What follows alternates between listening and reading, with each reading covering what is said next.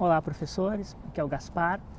Eu estou fazendo esse vídeo diretamente aqui do campus da Harvard Business School, num curso chamado Global Colloquium on Participant-Centered Learning, que é uma espécie de treinamento, capacitação em metodologias ativas, centradas no participante, com uma grande ênfase no método do caso, em abordagens de discussão em sala de aula. E aí resolvi fazer um vídeo aqui compartilhando algumas ideias, pretendo fazer outros vídeos também, desses aprendizados, com o intuito então de fazer uma contribuição e compartilhar com os colegas algumas técnicas e reflexões que podem ajudar os interessados em adotar o método do caso, a discussão, nas suas iniciativas em sala de aula. Hoje foi o primeiro dia de curso e 3 técnicas utilizadas me chamaram a atenção. Uma delas eles chamam de pair and share, que seria uma espécie de iniciativa quando você tem um caso com leitura prévia, no início da aula, de você pedir que a pessoa, o estudante, ele converse com a pessoa que está ao seu lado, durante 3 minutos, 5 minutos, antes de você abrir o debate para a turma como um todo. O interessante é que eles recomendam que você primeiro peça para que cada indivíduo escreva no papel a sua opinião, a sua análise em relação ao tema central que você quer investigar, que você quer discutir, para depois você dar 3 a 5 minutos para em duplas ou trios, as pessoas discutirem o que cada uma delas achou em relação ao dilema ou à questão que está sendo discutida, para só depois então você levar a discussão para o grande grupo.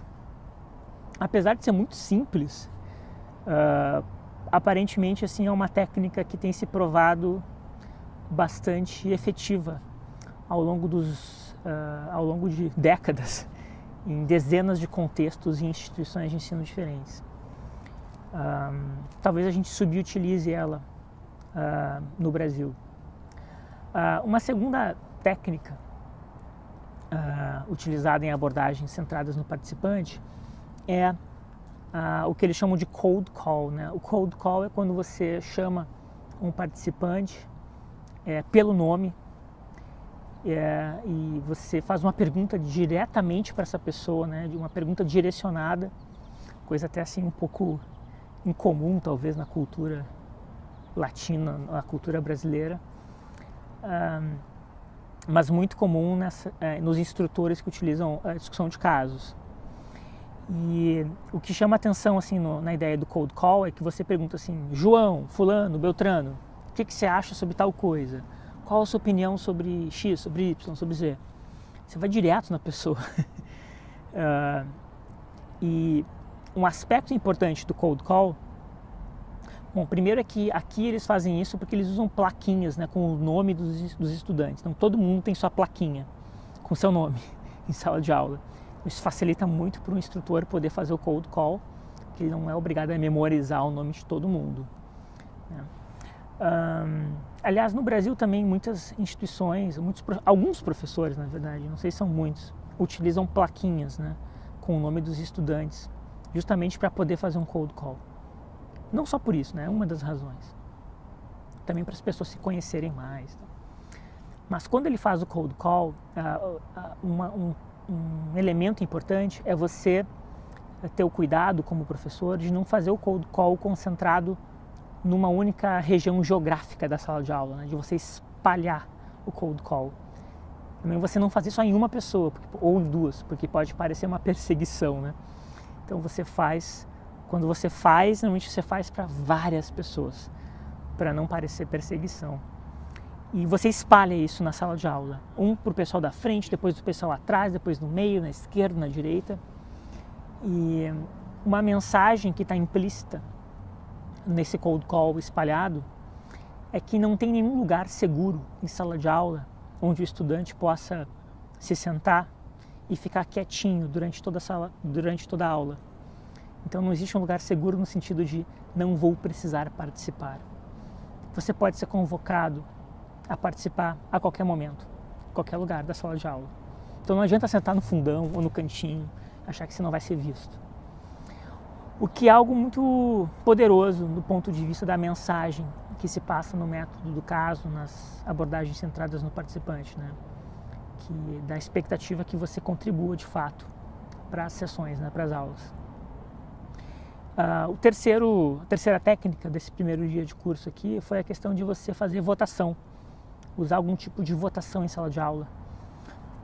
Principalmente para os casos que tem algum tipo de dilema, que pode ter uma coisa meio binária, né, de sim ou não, ou até para alguns casos que você pode tentar elencar 3 alternativas, você fazer uma votação, pedir para as pessoas votarem, e aí você, de repente, faz uma rápida contabilidade de se 30% votou por sim, 70% pelo não, e fazer isso às vezes logo no início da sessão, e ao longo da sessão, à medida que você desenrola uma análise, que você conduz uma discussão, que leva justamente as pessoas a refletir sobre a sua posição na votação e às vezes a mudar de opinião no final da sessão.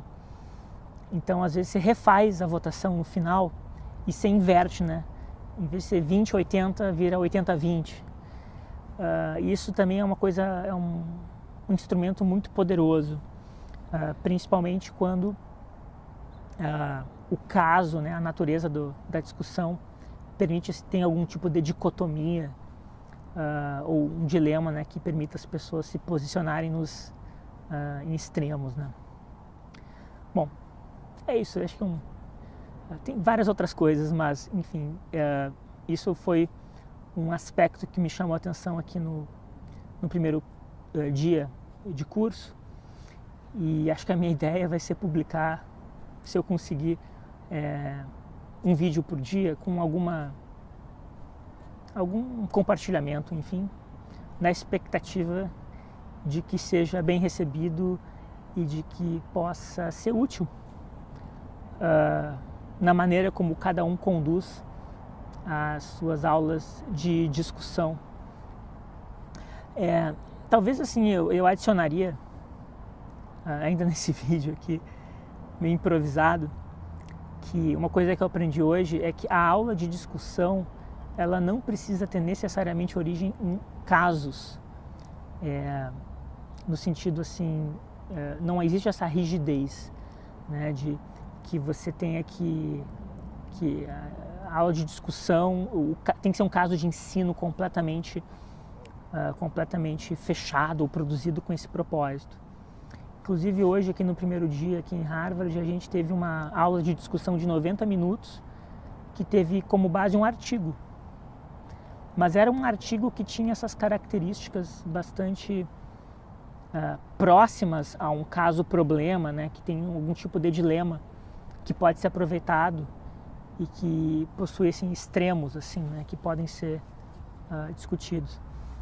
Então, assim, mas a mensagem foi muito clara, né, falada por um dos professores de alto nível de senioridade aqui, em que a metodologia centrada no participante, ela pode ter um estudo de caso como origem, mas não está limitada a isso, né? Você pode ter outros materiais didáticos ou outros pontos de partida que não sejam necessariamente o caso e que podem levar a uma aula sensacional, uma aula maravilhosa, a uma aula que permite um alto nível de engajamento, de reflexão, enfim, de aprendizagem,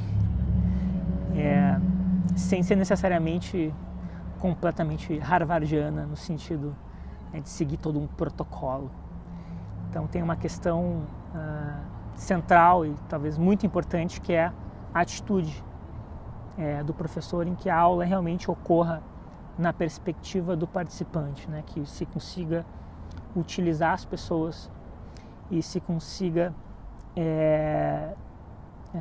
seguir 2 princípios importantes, que O estudante ele tem que se responsabilizar pelo seu próprio aprendizado e se responsabilizar pelo aprendizado dos seus colegas, no sentido de que um é responsável pelo que o outro aprende também. E é digamos assim, uma construção coletiva. As pessoas têm que internalizar essa noção de que uma aula de discussão é uma aula em que a relação não é só do professor para o estudante, é uma relação que ocorre, não é de 1 para N, né? É de N para N.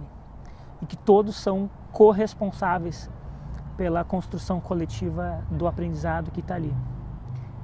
Acho que se a gente conseguir, de alguma maneira,